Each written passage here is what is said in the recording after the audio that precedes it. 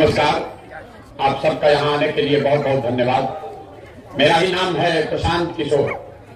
हम कोई नेता नहीं हैं, हम सांसद विधायक नहीं हैं, मुखिया सरपंच भी नहीं हैं। बिहार के एक साधारण परिवार के लड़के हैं। हमारे अपने बाबा इसी बिहार में मजदूर थे, बैलगाड़ी चलाते थे। बाबूजी हमारे सरकारी डॉक्टर थे। यही गांव के सरकारी विद्यालय से पढ़कर हमने अपना जीवन शुरू किया है। माता पिता का आशीर्वाद है, ऊपर वाले की कृपा है, जीवन में कुछ हासिल कर लिए। लोग बताते हैं कि पिछला 10 बरस में हमने जिसको सलाह दिया, जिसका हाथ पकड़े वो आदमी जीत के राजा हो गया। लेकिन 2 बरस पहले वो काम को हमने छोड़ दिया है। अब आप कहिएगा कि जिस काम को करके इतना नाम पैसा शोहरत कमाए हैं, वो काम को छोड़ काहे दिए? काम इसलिए छोड़े कि 10 बरस बड़े बड़े दल और नेताओं को जिताकर देखा। आज तो मुखिया विधायक सांसद बनाते हैं, हमने मुख्यमंत्री प्रधानमंत्री बनाकर देखा। नेता और दल के जीतने से जनता का जीवन नहीं बदलता है। या तो हमको लगता है कि हमारा नेता जीत गया, हमारा दल जीत गया, हमारा जात वाला जीत गया। हमारा 10 साल का अनुभव है, जो जीत गया वो जीत के हेलीकॉप्टर से गया और आप और आपका बच्चा जहां था वहीं रह गया। इसीलिए हमने तय किया है कि अगर भगवान ने हमको शक्ति, बुद्धि, साधन, पैसा दिया है, जिसको हाथ पकड़ ले वो जीत के राजा हो सकता है। तो नेता और दल को तो बहुत जिता लिए, एक बार चल के बिहार की जनता का हाथ पकड़ते हैं ताकि आपका जिंदगी बदले और आपके बच्चे भी जीत कर आए। इसीलिए ये अभियान शुरू किए हैं। हम वोट नहीं मांगते हैं। लोग कहता है भैया वोट किसको देना है, हमको नहीं मालूम है। वोट मांगने वाला तो हर 2-3 बरस पर कोई न कोई आता ही है। जो आता है वो आपको यही कहता है हमको वोट दे दीजिए, हम आएंगे आपका सब काम कर देंगे। यही सुन सुन के आप जीवन भर से वोट दिए जा रहे। पहले 40-45 बरस तक आपने कांग्रेस को जिताया, फिर 15 बरस लालू जी को राजा बनाए। अभी 18 साल से नीतीश बाबू कुर्सी पर बैठे हैं। दिल्ली में हमने मोदी जी को भी बैठा कर देख लिया। आपका और आपके बच्चों का जीवन नहीं सुधरा।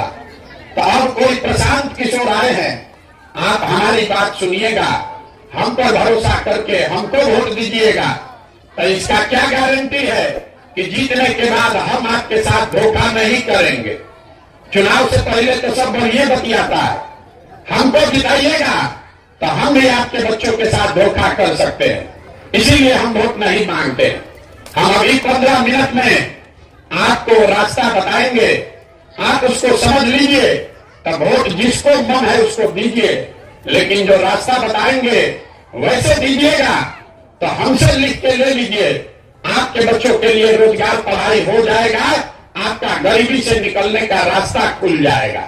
और न हो तो हमारा कार्ड आपको दिया होगा, हमारा गर्दन पकड़िएगा। लेकिन रास्ता हम जो बता रहे हैं उसको पहले ध्यान से समझ लीजिए।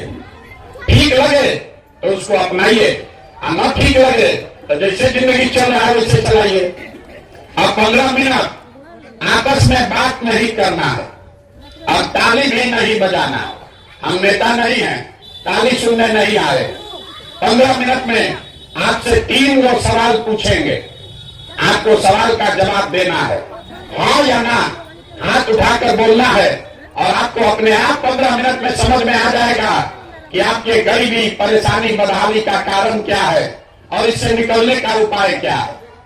देखिए, दुनिया में जितना लोग विद्वान हुए उन्होंने बताया गरीबी से निकलने का 3 रास्ता है। पहला रास्ता है पढ़ाई।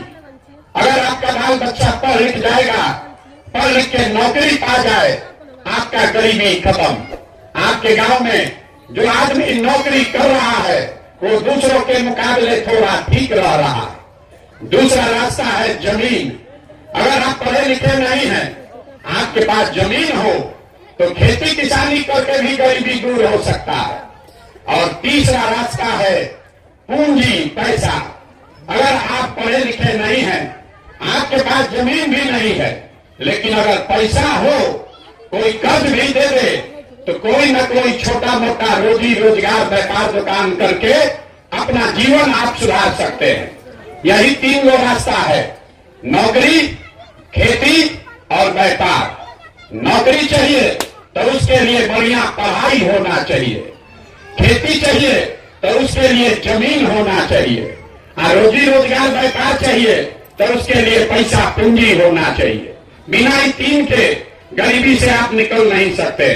तो बिहार में आप अपने गांव में देखिए, ज्यादातर आदमी के पास, ज्यादातर परिवार के पास ये तीनों में तीनों चीज नहीं है। जो गरीब है उसके बच्चों के पास पढ़ने का सुविधा ही नहीं है। गरीब का बच्चा गया पढ़ने, वो पढ़ा नहीं, खिचड़ी खाया, घर चला आया। आप में से कुछ लोग पैसा वाला है, अपने बच्चा को प्राइवेट स्कूल में पढ़ा रहे, कोचिंग ट्यूशन दिलवा रहे। आपके बच्चे को भी नौकरी नहीं मिलेगा। वो क्यों?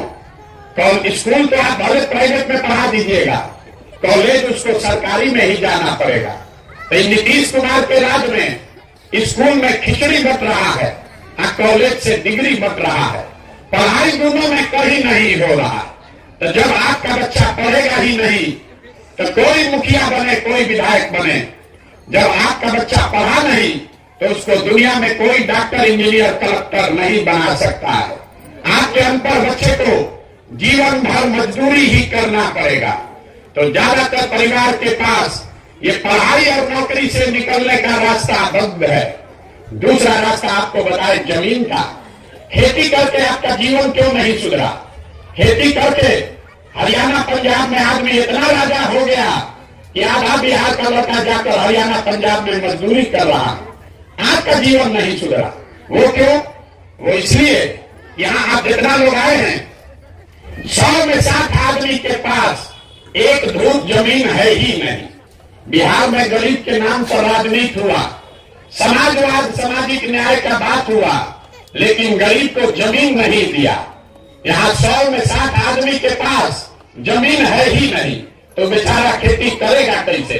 और जो 40 आदमी बच गया जिसके पास जमीन है, उसमें 35 आदमी ऐसा है जो 2 बीघा से कम का खेती करता है। तो बिहार में जो आप खेती करते हैं, ये कमाने के लिए खेती नहीं है, ये खाने के लिए खेती है। आपके खेत में उतना ही आमदनी हो रहा है कि बाल बच्चे का पेट भर जाएगा। नून तेल कपड़ा का जुगाड़ है। घर में अगर शादी लग जाए, कोई बीमार पड़ जाए, तो खेती करने वाले लोगों को 1-2 कट्ठा जमीन बेचे बगैर उपाय नहीं है। तो आपके लिए पढ़ाई नौकरी का दरवाजा बंद, खेती का दरवाजा बंद, एक दरवाजा बचा, बिजनेस व्यापार का। अगर आपके पास पैसा होता, सरकार अगर 1 लाख रुपया कर्जा दे दे, तो यहाँ बैठा हुआ जितना आदमी है, महिला है, कुछ नहीं करते, 4 गो गाय भैंस पाल लेते, कोई दूध का, कपड़ा का, सीमेंट का, मिठाई का दुकान खोल लेता। वो आप क्यों नहीं कर पाए? वो इसलिए कि यहाँ रहने वाला 100 आदमी 100 में 80 दिन में 100 रुपया भी नहीं कमाता। इसको याद रखिए। मोदी जी जो कितना सीना ठोक ले, नीतीश लाल जितना दावा कर ले, बिहार में रहने वाले 100 में 80 आदमी दिन में 100 रुपया भी नहीं कमाता। तो इस महंगाई के जमाना में अगर आप 100 रुपया भी नहीं कमाते हैं तो खाइएगा क्या? अपने बच्चे को क्या खिलाइएगा?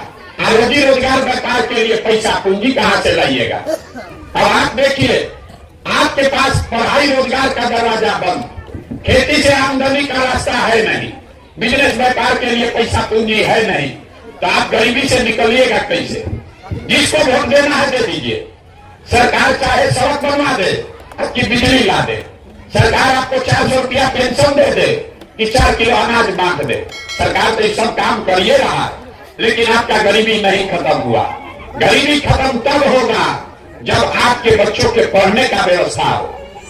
गरीबी खत्म तब होगा जब खेती से आपको आमदनी हो। गरीबी खत्म तब होगा जब यहाँ के महिलाओं को, युवाओं को सरकार पैसा दे, कर्ज दे, ताकि घर घर लोग रोजी रोजगार कर सके। तब आप पूछिएगा इतना बात तो ठीक है, ये होगा कैसे?